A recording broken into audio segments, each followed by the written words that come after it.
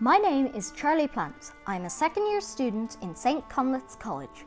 But today, I'm Theseus, a hero of ancient Greece, and this is my recreation of the Minotaurs Labyrinth on ancient Crete.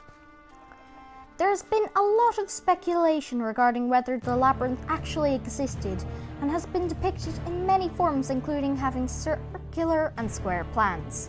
I've recreated the labyrinth from a plan using many concentric circles. It was a challenge to create a circular labyrinth in a cubic world, and I had to create individual circles using a pixel circle generator. The labyrinth was designed by Daedalus at the request of King Minos of Crete to imprison the Minotaur.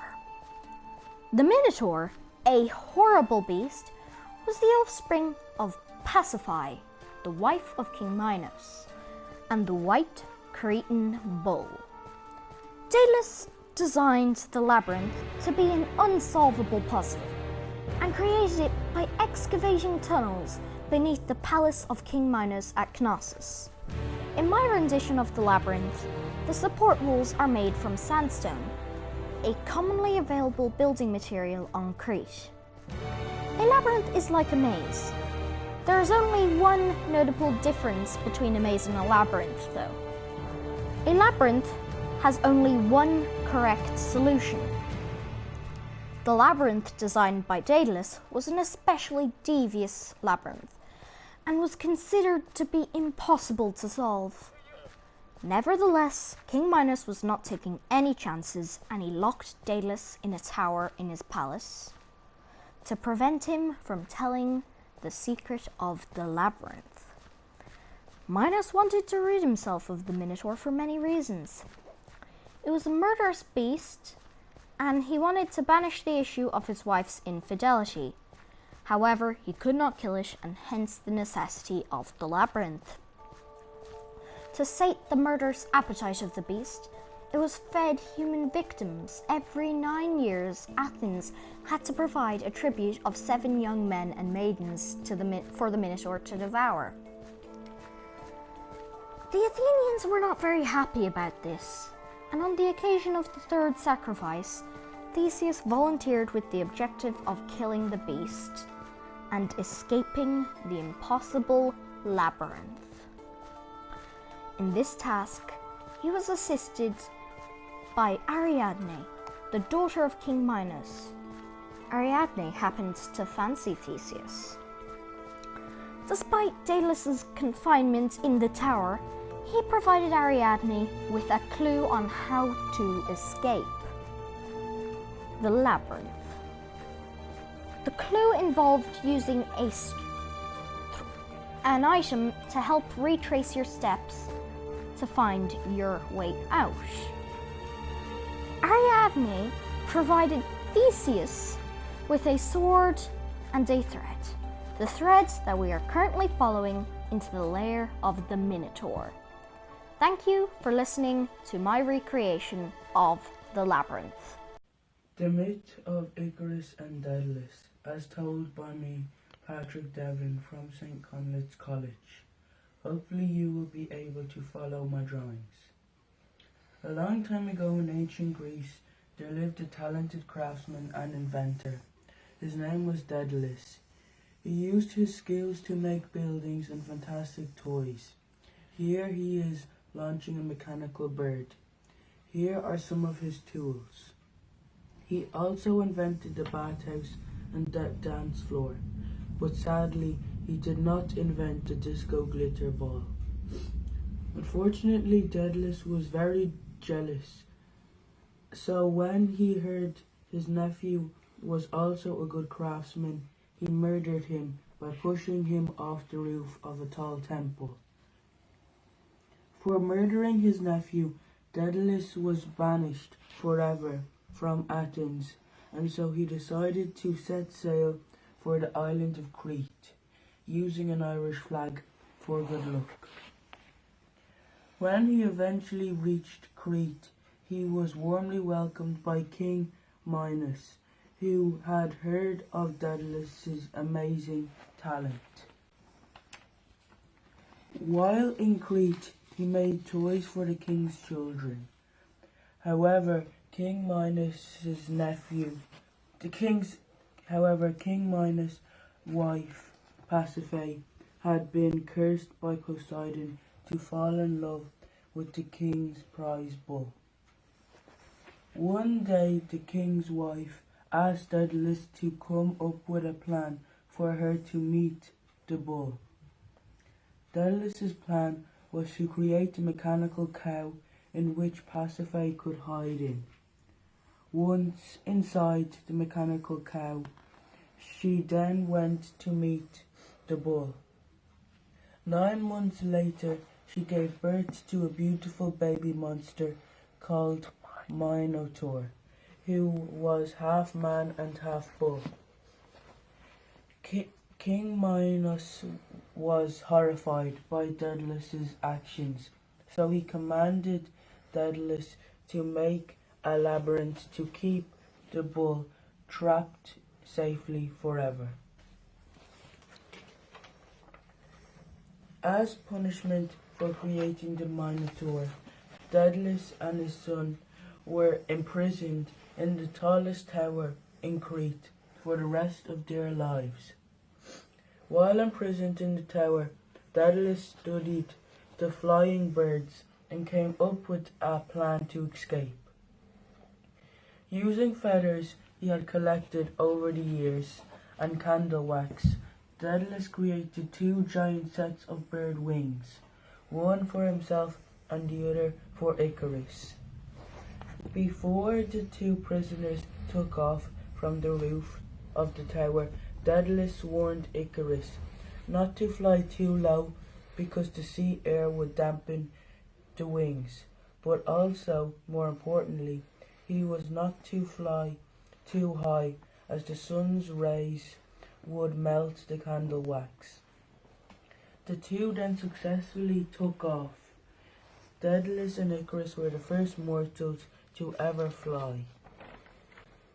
While Daedalus stuck to the plan, Icarus was so overwhelmed with the joy of flying,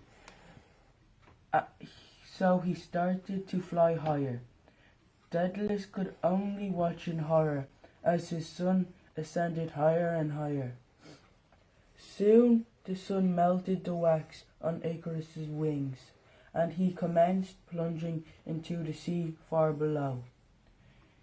Icarus entered the water with a giant splash and was never to be seen again. Daedalus survived but was filled with regret for the rest of his life.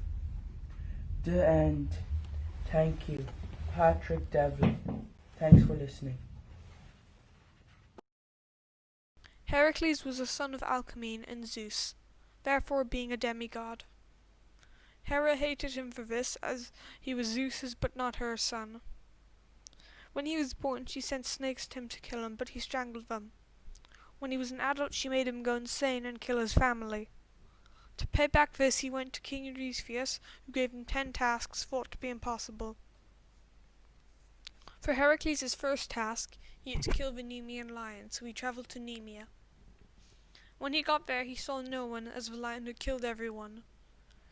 He then went to the cave where the lion was, and he tried to kill it by conventional means, but could not pierce its hide. He then strangled it to death using his incredible strength, and then skinned it and wore it as a cloak. He next travelled to Lernia to fight the Hydra. Whenever one of its heads were cut off, 2 new ones would grow back. When he got there, he immediately started fighting it, and did not know how to kill it. He decided to cut the heads off and then burn the wound area until he had burned all wound areas, killing it. He then went to Arcadia to try and capture the Cerenian hind, which was made of bronze. He waited for over a year until he finally got the chance to grab it, and he succeeded completing his 3rd task. Heracles' next task was to trap the Erymanthian boar. He went to where it was and hid, and then ran out and got it trapped in some snow before trapping it with a net. He then brought it back with him to the king. For his next task, he went to the stables of King Ogeus. He had to clean them in one day. When he got there, he decided that he would do this by diverting a river. When he did this, he went to King Ogeus and asked for payment. After this, he got payment and went back to King Eurystheus. When he got there, King Eurystheus said that since he got paid for it, it would not count, and would have to do 2 additional labors. Next, Heracles went to defeat the Stymphalian birds. He shook a rattle to scare them into the air, and then shot most of them with a bow and arrow, scaring the rest away. Next, he had to capture the Cretan bull, so he sailed to Crete. When he got there, he talked to King Minos and asked for permission to take the bull. When King Minos agreed, he took it and brought it back on a boat to the mainland.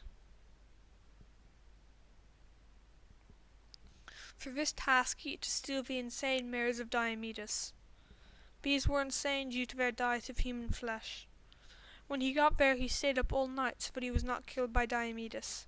When everyone had fallen asleep, he cut the chains binding the mares and fed Diomedes to the mares. He then took the mares to the king. Next, Heracles had to take the belt of Hippolyta, queen of the Amazons. Hippolyta agreed to this, but before she gave it to him, Hera made her think that Heracles was attacking her, so Hippolyta got her army to attack him.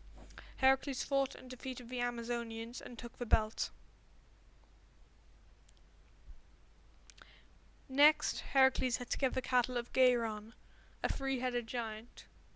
When he got there, he was attacked by Orpheus, Geiron's 2-headed dog. Heracles killed him, and then Geiron came. Heracles then killed him too with one of his poisoned arrows, and took the cattle back to King Eurystheus. For his second last task, Heracles had to get the golden apples of the Hesperides, children of Atlas.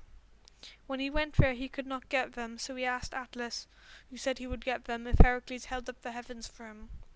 He did, and when Atlas came back, he decided to leave Heracles with the heavens. Heracles then asked if Atlas would hold it so he could move into a better position. Atlas agreed, and Heracles left Atlas holding the heavens with the apples. For his final task, he had to take Cerberus from the underworld. He went there and met with Hades, who said if he could bring him without weapons he could. So he dragged Cerberus to King Eurystheus with his bare hands. My name is Senankari, and this is me and my partner's project. My partner is Jacob Alexander. Our project is on the myth of Jason and the Golden Fleece. Our scene is the arrival of the Argus to the Golden Fleece.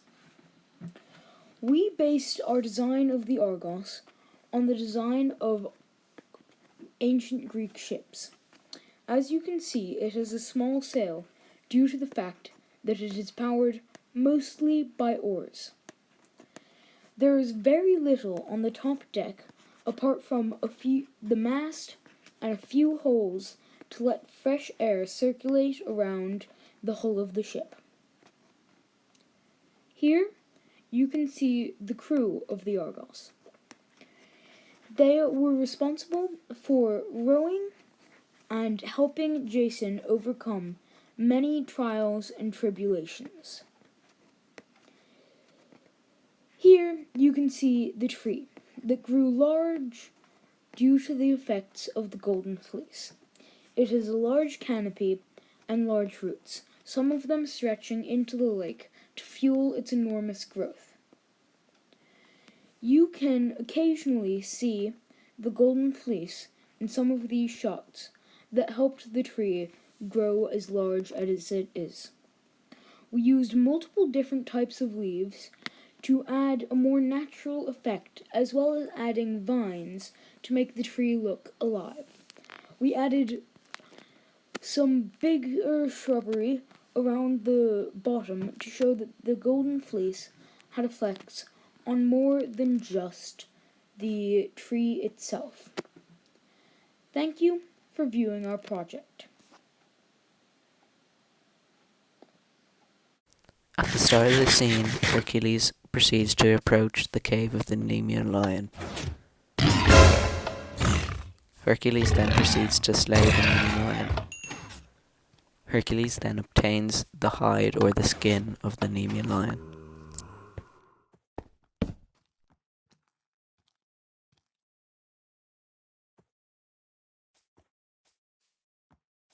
Hercules now proceeds to wear the skin of the Nemean lion on his body.